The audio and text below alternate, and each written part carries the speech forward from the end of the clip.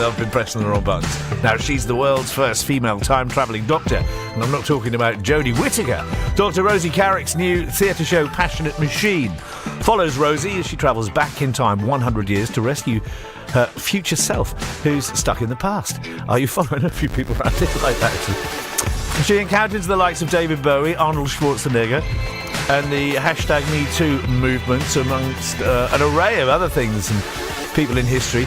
Now, a multi-award-winning show that makes its way to the Norwich Arts Centre on the 27th of March, and I'm happy to say that Rosie has landed in a studio in Brighton to speak to us this afternoon. Hello, Rosie, how are you doing? Hello, I'm good, thank you. I haven't listened to that Ash song in ages. It was wonderful to sit here and listen to that. Absolutely gorgeous. I mean, I think the 90s, talking about time zones, the 90s was some of the happiest and best songs ever. I always think there was such a feel-good factor, wasn't it? I know, yeah, such good stuff. So how did you come up with this idea in the first place? It's on the face of it, it looks quite straightforward, but it is quite complicated, isn't it? It is quite complicated. I have to say, when I was writing it, I had to sit myself down and write a series of timelines to work out where the devil I was going with it all. But I mean, as with anything, it had loads of different strands, all connected up with it. I love time travel. I grew up watching Back to the Future and Terminator and all of these things, and I was just really keen to just to make something interesting like that. And at the same time, I was doing a PhD on this Russian revolutionary poet, Vladimir Mayakovsky, who committed suicide in 1930 under Stalinist pressure.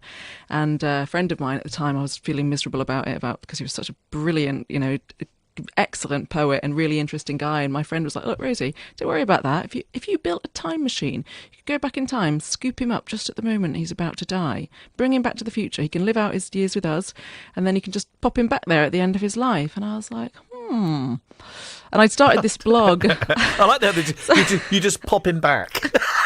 Yeah, pop him back. Yeah, he was like, said it'll be all history books will change because people will hear this gunshot. They'll run up to the room, and where there used to be this young, virile 36-year-old man, there will just be an elderly husk. No one will know how it happened. That was. Are you frightened of upsetting the timeline in history? If you change something from 100 years ago, are you not frightened of what the knock-on effect would be to present day?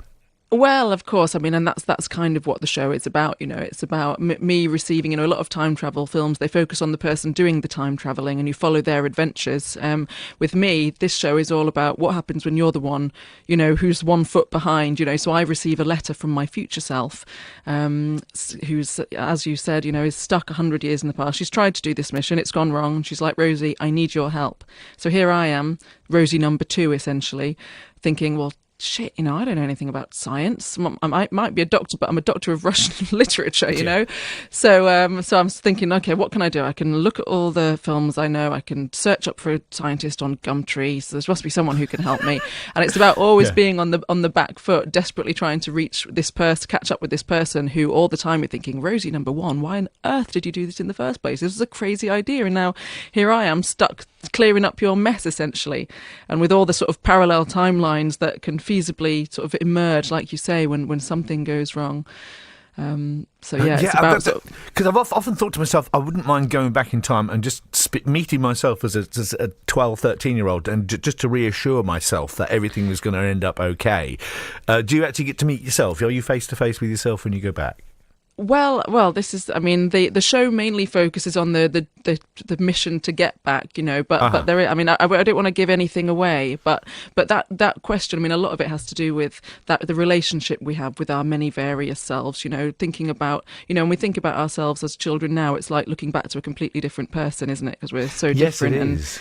And, when you read an old diary, you sort of have some sense of yourself writing it, but it's like reading the letters of another person. So a lot of the show has to do with thinking about the way that we relate to and look after our past and future selves. And that question of what you would do if you could travel through time. What would you say to yourself if you could go back and give yourself a message? In a way, this turns itself on its head and says, how do you respond to your future self if they come back and give you a message from them, because that's how do you deal with the consequences. I can imagine how crikey you've let yourself go. You can imagine. Yeah. What sort of device is this time machine? Is it like a chair you sit in? Is it a capsule? Is it sort of TARDIS-esque? Or what's it like? Well, this is the time machine itself doesn't come into it here. I mean, like I say, in your intro you were talking about, how I encounter Arnold Schwarzenegger, David Bowie and so on. Those characters kind of come into it insofar as they relate to my life. I love David Bowie. I love Arnold Schwarzenegger. I love the Rocky films. So because it's all largely autobiographical, I talk about these characters and how they've affected my life. But, but unlike a lot of time travel fiction, science fiction, which have these iconic vehicles, the telephone box from Bill and Ted. Speaking of which, did you hear the news? Yeah, they're coming back. I know, I was so excited. Man, they could do with going back and sorting their faces out though. Seeing Bill and Ted old, it's but it's just an aside. I always used to say Bill and Ted starring Keanu Reeves and the other one.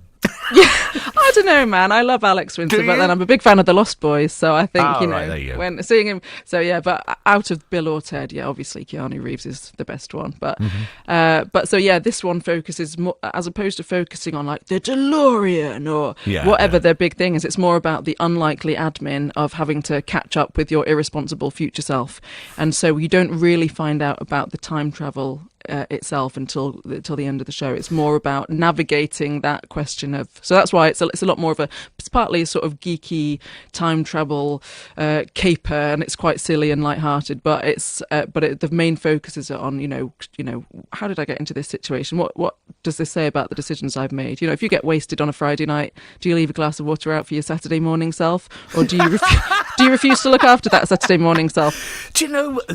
You just made me think that this could actually be going on, because when not that I do give it too large these days, but you wake up and you think, well, where did the bucket come from? Yeah. Yeah. I don't remember. And who's this? Yeah. You're like, damn, okay. Yesterday Mia's got some serious answering to do. Yeah, check your text messages and see if you can get any clues. Yeah. And there was another thing I was thinking of. You've made me think that one of my school teachers when I was in the junior school, Mr. Sherwood, lovely, brilliant teacher, loved him. But he gave us a project one day. We all had to sit down and write what we were like and what our lives were going to be like when we turned 40, which seemed like a million years into the future. But is there a little bit of that going on with you? Do you ever think what you might be like in sort of another sort of 15, 20 years? Yeah, well, this is the sort of the writing of letters to oneself is quite a central thing in the play, actually, and it kind of, this initial start point is me talking about when I was a young child and I used to write letters to my future self, and this question of thinking yourself as a completely separate other person, because that's it's one thing to think, I wish I could go back and advise my younger self or write to my younger self, but actually it says a lot more about where you are at the moment to do it the other way, to think, if I could write a letter to my future self, what would I say about myself now? Where would I hope to be then? And so on. So I write a diary, which is a kind of writing letters to your future self, isn't it? But God knows where I'll be in 15 years. Yeah. But I was terrified of filling in a diary in case anyone found it and discovered what I was going to do. Yeah. It's an interesting thing, You've got to certainly makes you realise what am I prepared to say that I'm prepared to have somebody else find out or not. That is very true, because we've been talking about the diaries, which was so popular long before social media, where we sort of spill the beans on a regular daily basis. Yeah, and this is a return trip for you, isn't it? The Norwich Arts Centre. That's right. Yeah, I did the first premiere there. The first premiere. How many premieres can there be? I did the premiere there as part of the Norfolk and Norwich Festival, or is it Norwich and Norfolk? I can never remember. Norfolk and Norwich, I think. Norwich and Norfolk. Norfolk and Norwich. It doesn't matter.